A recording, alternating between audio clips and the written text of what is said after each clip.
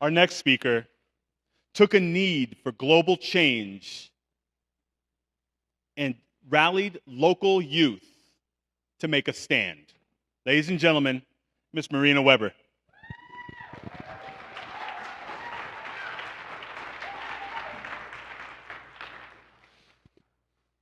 Have you ever received a letter from President Obama?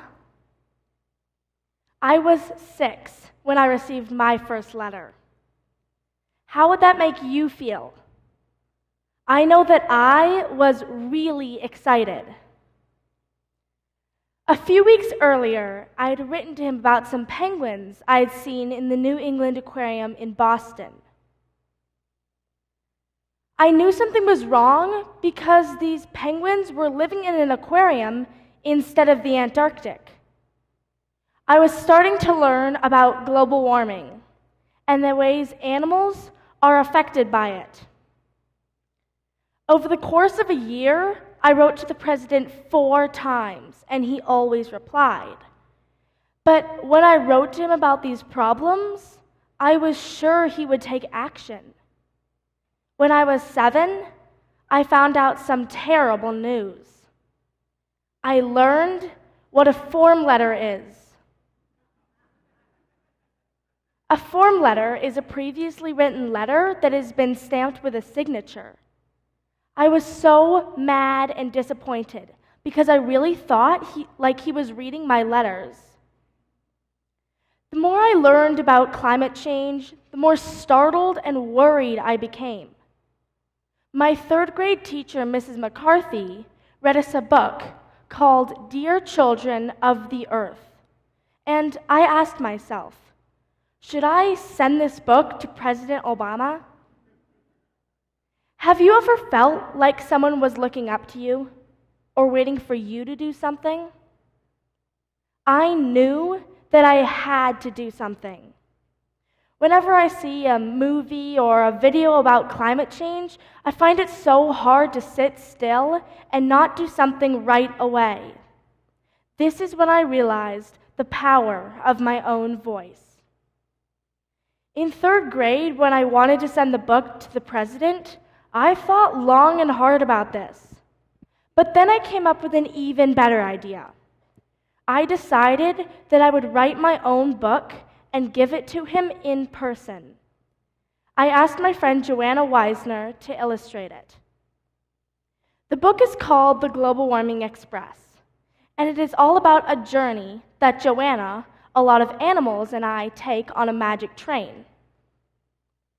We go to different climate disaster areas such as Alberta, Canada, where the tar sands are located, the Gulf of Mexico, where the oil spill was, and we end up in New York City and get hit by Superstorm Hurricane Sandy.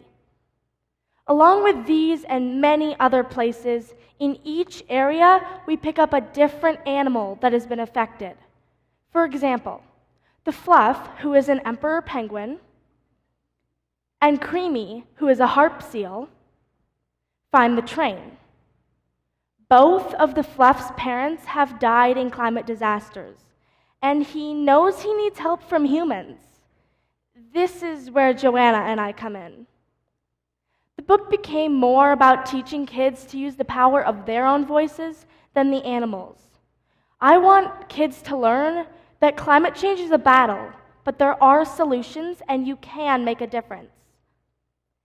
The name The Global Warming Express turned into a nonprofit organization. Adult mentors go into schools and teach kids about the effects and solutions to climate change. The curriculum includes climate science, climate solutions, arts, performance, and public speaking. We've gone to different rallies and marches to speak up for what we believe in, including the People's Climate March in New York City. I believe that kids can make a difference and that they should learn what's happening to their Earth. In 3rd grade, I had the privilege to meet Dr. James Hansen, the famous climate scientist. I had previously gone to a talk he gave at the Lensic Theater in Santa Fe, and I knew I wanted to meet him. I got to meet with him for 45 minutes. And the first thing he said was, "Marina, tell all the kids not to be afraid of climate change." At first, this puzzled me. See, I didn't really know what he meant, but then I realized he meant you can be sad, worried, mad, but don't back down to what you believe in. He then said, the monarch butterflies and all the other animals are having a hard time adapting to their new environments because of global warming.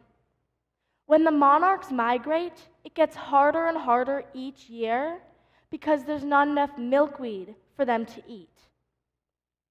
After meeting with him, I was so inspired because I really felt like grown-ups were starting to listen.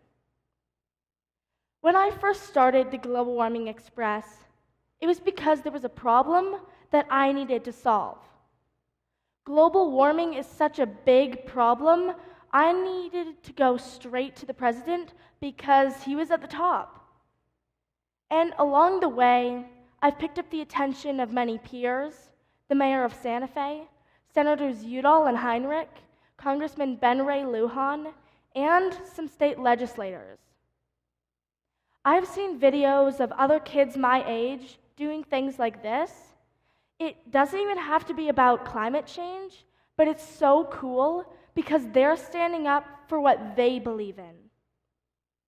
The first Global Warming Express group was at a small public school with a small amount of kids. We started by getting rid of a Dasani water machine that gave out plastic bottles. And then we went big. Our goal by the end of the year was to get our school solarized. We started by holding meetings for the neighbors to make sure that they were okay with seeing solar panels practically in their backyards. Then we went to meetings at City Council, wrote multiple letters, and met with the solar company. The night before graduation, the Santa Fe School Board voted unanimously to pay for the installation. Our dream had come true.